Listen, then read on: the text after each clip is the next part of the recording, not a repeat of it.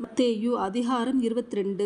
இயேசு மறுபடியும் அவர்களோட உவமைகளாய் பேசிச் சொன்னது என்னவென்றால், பரலோக ராஜ்யம் தன் குமாரனுக்கு கல்யாணம் செய்த ஒரு ராஜாவுக்கு ஒப்பாயிருக்கிறது. அழைக்கப்பட்டவர்களை கல்யாணத்திற்கு வரச் சொல்லும்படி அவன் தன் ஊழியக்காரரை அனுப்பினான். அவர்களோ வர மனதில்லாதிருந்தார்கள்.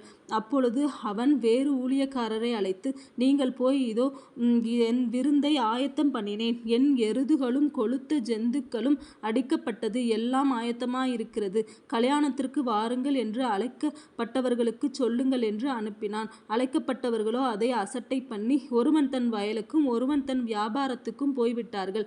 மற்றவர்கள் அவன் ஊழியக்காரரை பிடித்து அவமானப்படுத்தி கொலை செய்தார்கள். ராஜா அதை கேள்விப்பட்டு கோபமடைந்து தன் சேனைகளை அனுப்பி அந்த கொலைபாதகரை அழித்து அவர்கள் பட்டணத்தையும் சுட்டெரித்தான். அப்பொழுது அவன் தன் ஊழியக்காரரை நோக்கி, கல்யாண விருந்து ஆயத்தமாயிருக்கிறது, அழைக்கப்பட்டவர்களோ அதற்கு அபாத்திரராய் போனார்கள். ஆகையால் நீங்கள் வழிச்சந்திகளிலே போய் காணப்படுகிற யாவரையும் கல்யாணத்திற்கு அழைத்து கொண்டு வாருங்கள் என்றான். அந்த ஊழியக்காரர் புறப்பட்டு வழிகளிலே போய் தாங்கள் கண்ட நல்லார் பொல்லார் யாவரையும் கூட்டிக் கொண்டு வந்தார்கள். கல்யாண சாலை விருந்தாளிகளால் நிறைந்தது. விருந்தாளிகளை பார்க்கும்படி ராஜா உள்ளே பிரவேசித்த போது கல்யாண வஸ்திரம் தரித்திராத ஒரு மனுஷனை அங்கே கண்டு, சிநேகிதனே, நீ கல்யாண வஸ்திரம் இல்லாதவனாய் இங்கே எப்படி வந்தாய் என்று கேட்டான். அதற்கு அவன் பேசாமல் இருந்தான். அப்பொழுது ராஜா பணிவிடைக்காரரை நோக்கி, இவனை கையுங்காலும் கட்டி கொண்டு போய் அழுகையும் பற்கடிப்பும் உண்டாயிருக்கிற புறம்பான இருளிலே போடுங்கள் என்றான். அந்தபடியே அழைக்கப்பட்டவர்கள் அநேகர், தெரிந்து கொள்ளப்பட்டவர்களோ சிலர் என்றார். அப்பொழுது பரிசேயர் போய் பேச்சிலே அவரை அகப்படுத்தும்படி யோசனை பண்ணி தங்கள் சீசரையும் ஏரோதியரையும் அவரிடத்தில் அனுப்பினார்கள். அவர்கள் வந்து, போதகரே, நீர் சத்தியம் உள்ளவர் என்றும் தேவனுடைய மார்க்கத்தை சத்தியமாய் போதிக்கிறவர் என்றும் நீர் முகதாட்சிணியம் இல்லாதவராகையால் எவனை குறித்தும் உமக்கு கவலை இல்லை என்றும் அறிந்திருக்கிறோம். ஆதலால் உமக்கு எப்படி தோன்றுகிறது? ராயனுக்கு வரி கொடுக்கிறது நியாயமோ அல்லவோ, அதை எங்களுக்கு சொல்லும் என்று கேட்டார்கள். இயேசு அவர்கள் துர்க்குணத்தை அறிந்து, மாயக்காரரே, நீங்கள் என்னை ஏன் சோதிக்கிறீர்கள்? வரிக்காசை எனக்கு காண்பியுங்கள் என்றார். அவர்கள் ஒரு பணத்தை அவரிடத்தில் கொண்டு வந்தார்கள். அப்பொழுது அவர், இந்த சுரூபமும் மேலெடுத்தும் யாருடையது என்று கேட்டார். ராயனுடையது என்றார்கள். அதற்கு அவர், அப்படியானால் ராயனுடையதை ராயனுக்கும் தேவனுடையதை தேவனுக்கும் செலுத்துங்கள் என்றார். அவர்கள் அதை கேட்டு ஆச்சரியப்பட்டு அவரை விட்டு போய்விட்டார்கள். உயிர்த்தெழுதல் இல்லை என்று சாதிக்கிற சதுசேயர் அன்றைய தினம் அவரிடத்தில் வந்து, போதகரே, ஒருவன் சந்தானம் இல்லாமல் இறந்து போனால் அவனுடைய சகோதரன் அவன் மனைவியை விவாகம் பண்ணி தன் சகோதரனுக்கு சந்தானம் உண்டாக்க வேண்டும் என்று மோசே சொன்னாரே. எங்களுக்குள்ளே சகோதரர் 7 பேர் இருந்தார்கள்.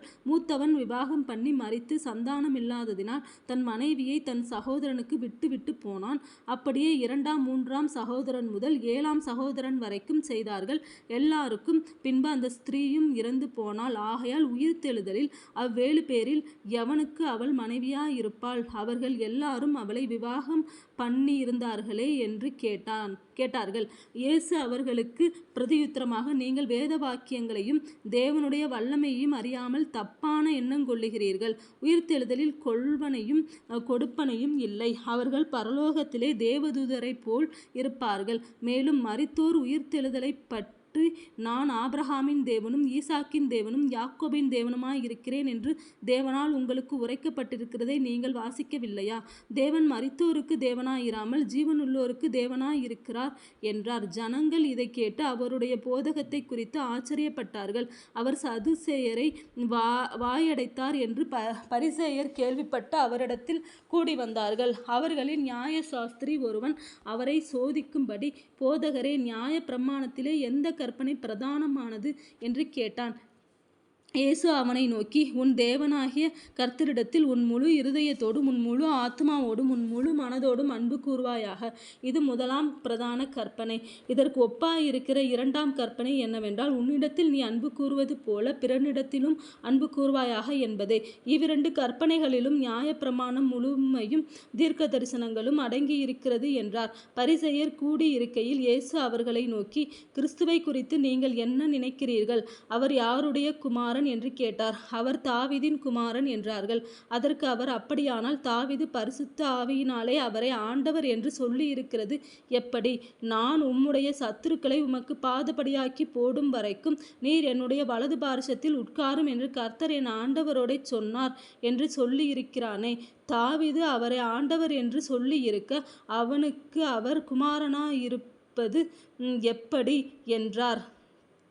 அதற்கு மாறுத்தரமாக ஒருவனும் அவருக்கு ஒரு வார்த்தையும் சொல்லக்கூடாதிருந்தது. அன்று முதல் ஒருவனும் அவரிடத்தில் கேள்வி கேட்க துணியவில்லை.